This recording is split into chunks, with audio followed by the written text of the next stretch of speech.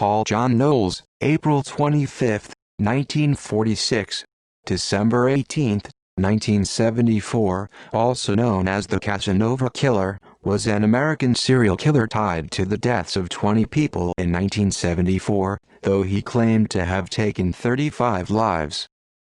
Early life: born in Orlando, Florida, his father gave him up to live in foster homes and reformatories after he was convicted of a petty crime. Knowles himself was first incarcerated at the age of 19, and in the years following, he spent more time in prison. In early 1974, Knowles was serving time at Ryford Prison in Florida, now known as Florida State Prison, when he began corresponding with a divorcee in San Francisco named Angela Kovic, who made a trip to the prison to visit Knowles. Upon her arrival, Knowles proposed to Kovic.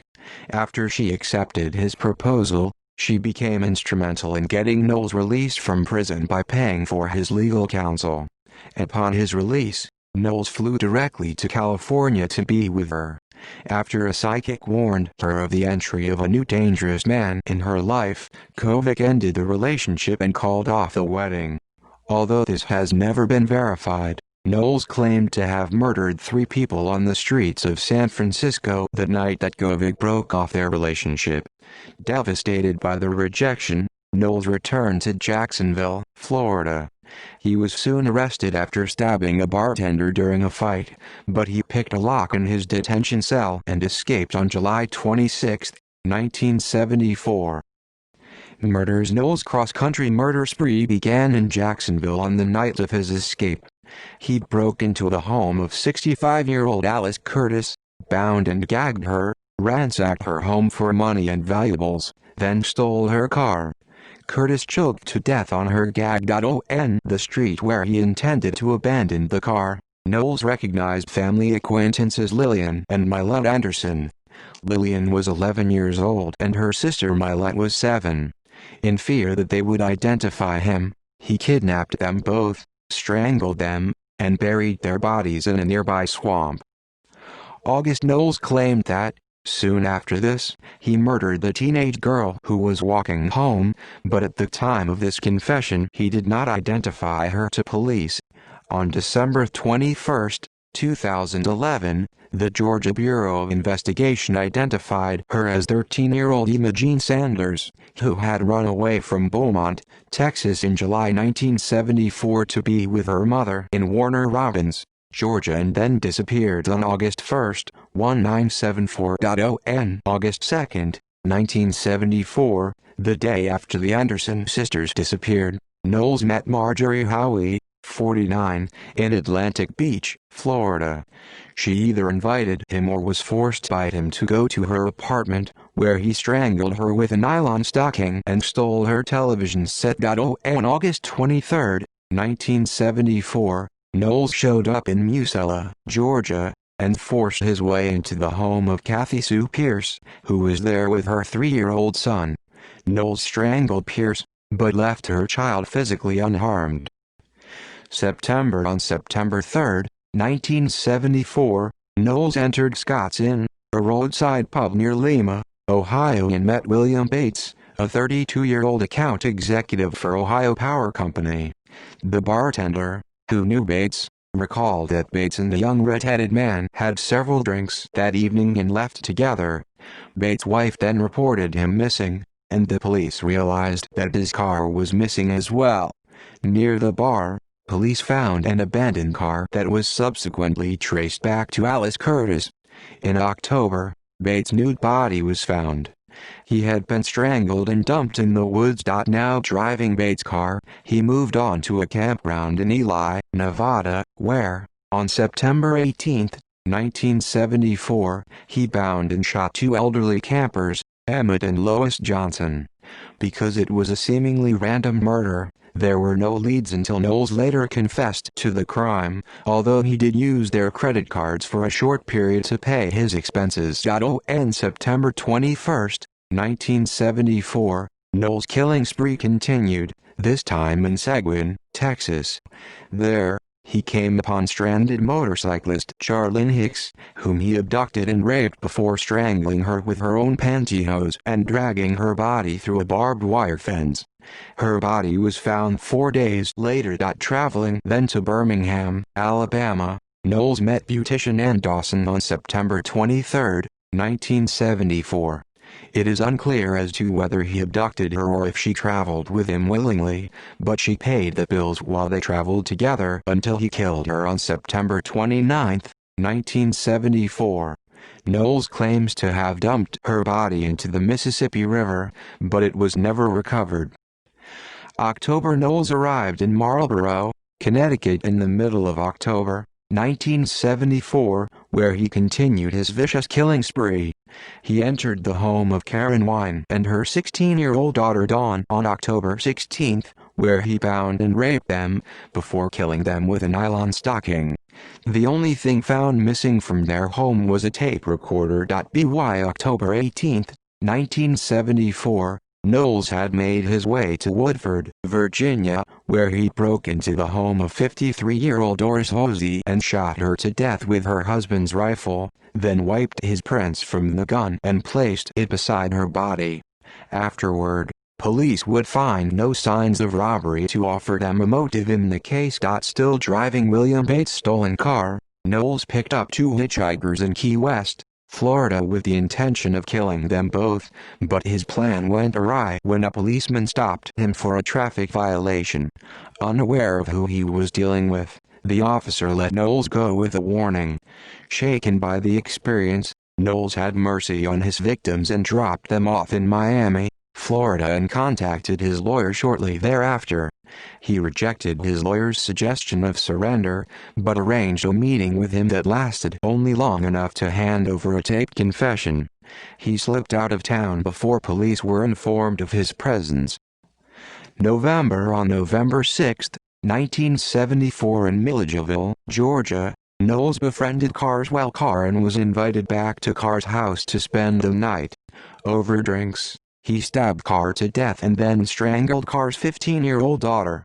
After murdering the girl, Knowles attempted to engage in necrophilia with her corpse. In the wake of his flight from Macon, Knowles was suspected in the November 2 murder of hitchhiker Edward Hilliard, found in some nearby woods, and his companion Debbie Griffin, whose body has never been recovered. While bar hopping in Atlanta on November 8, Knowles met British journalist Sandy Fox, impressing her with his looks, which were a cross between Robert Redford and Ryan O'Neal. They spent the night together, but he was repeatedly unable to perform when they attempted to have sex over the next few days, suggesting impotence with a willing companion. They parted ways on November 10, but the next day Knowles picked up an acquaintance of Fox, Susan Mackenzie, and demanded sex from her at gunpoint. She escaped and notified police, but when patrolmen tried to stop him, Knowles brandished a sawed-off shotgun and made his escape. Days later, in West Palm Beach, Florida, he invaded the home of invalid Beverly Mabry, where he abducted her sister and stole their car. From there, he traveled to Fort Pierce, Florida, arriving the following night. He dropped off his hostage without harm or incident. Capture of Knowles. On the morning of November 16, Florida Highway Patrol Trooper Charles Eugene Campbell recognized the stolen car near Perry, Florida, and attempted to make an arrest, but after he was pulled over, Knowles was able to wrestle the officer's pistol away from him. Taking Campbell hostage, he drove away in his patrol car, later using its siren to stop motorist James Meyer in order to ditch the highway patrol vehicle and continue on a less conspicuous automobile. Now burdened with 2 prisoners, Knowles took the 2 men into a remote, wooded area in Pulaski County, Georgia, and handcuffed them to a tree before shooting each of them in the head at close range. Shortly thereafter, Knowles crashed the car through a police roadblock. The roadblock was set up by Henry County Chief Detective Philip S. Howard and Officer Jerry Key in Henry County, Georgia, after being involved in a car chase with Henry County Sheriff's Deputy Charles Hancock. He escaped the vehicle on foot and fired shots at the pursuing officers. Knowles was shot in the foot during his escape and Officer Jerry Key was injured when Knowles' stolen car crashed into his patrol car. A chaotic foot race ensued, with Knowles pursued by dogs, law enforcement officers from several agencies, and helicopters. Knowles was finally cornered on November 17 by 27-year-old former Vietnam War veteran and hospital maintenance worker David Clark, an armed civilian with a shotgun several kilometers from the focused area of the search, who escorted Knowles to Joe and Becky Stonecipher's nearby house, where Becky Stonecipher made a phone call to the police and was handcuffed by Henry County investigators Paul Robbins and Billy Payne. Knowles was outside of the perimeter established for the manhunt and would have escaped if not for the actions of the local citizens. Once in custody, Knowles claimed to be responsible for 35 murders, but only 20 were ever corroborated. Death on December 18, 1974, Sheriff Earl Lee and Agent Ronnie Angel from the Georgia Bureau of Investigation were traveling down Interstate 20 with Knowles, who was handcuffed in the backseat. Their destination was Henry County, Georgia, where Knowles had, per a Georgia GBI press release, admitted to dumping a handgun he had taken from Florida State Trooper Charles Eugene Campbell, after killing him with it. The GBI reported, Knowles grabbed Lee's handgun, discharging it through the holster in the process, and while Lee was struggling with Knowles and attempting to keep control of the vehicle, Angel fired 3 shots into Knowles' chest, killing him instantly. Victims Alice Henrietta Curtis was a 65-year-old resident of Jacksonville, Florida.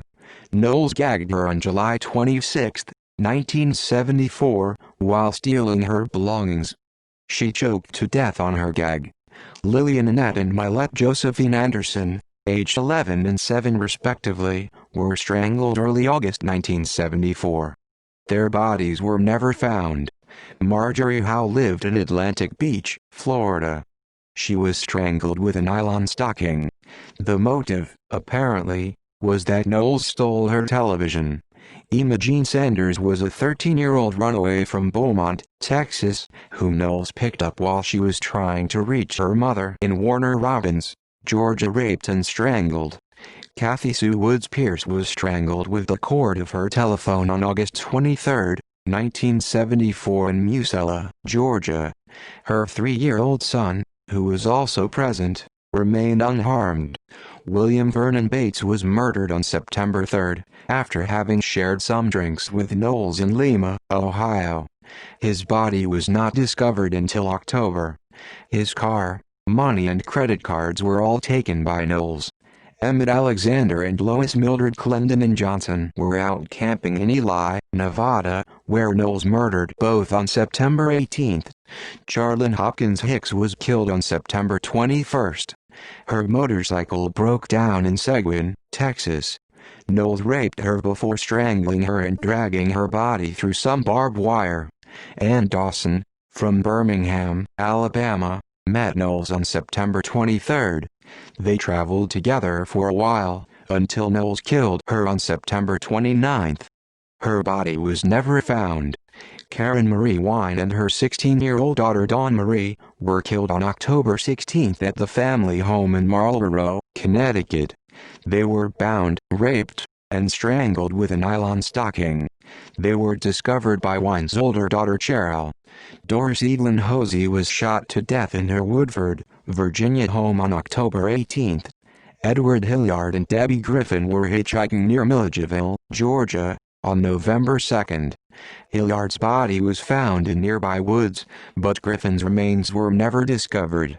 Knowles was not proven to have murdered them, but he was under strong suspicion.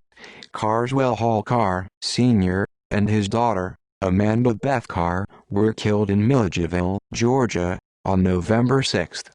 Florida Highway Patrol Trooper Charles Eugene Campbell was abducted while on patrol in Perry, Florida and shot by Knowles in Pulaski County, Georgia. James Meyer was a businessman whom Knowles took hostage along with Campbell. Knowles handcuffed them to a tree and shot them with a trooper's gun. See also List of serial killers in the United States. References. Bibliography. This article is completely copied from the website www.huntakillerwiththebau.com, and the author acknowledges that she is promoting theories that may be incorrect. J.H.H. Gaud and Robin Odell, The New Murderers Who's Who, 1996, Harrap Books, London. Sandy Fox, Killing Time, 1977, Taplinger Publishing Co., London. Sandy Fox, Natural Born Killer, In Love and on the Road with a Serial Killer, 2004, John Blake Publishing, London. Georgina Lloyd, One Was Not Enough, 1976, London. External links. More information from crimelibrary.com. Trooper Campbell's page at the Officer Down Memorial page. John Paul Knowles article at skcentral.com. Gravesite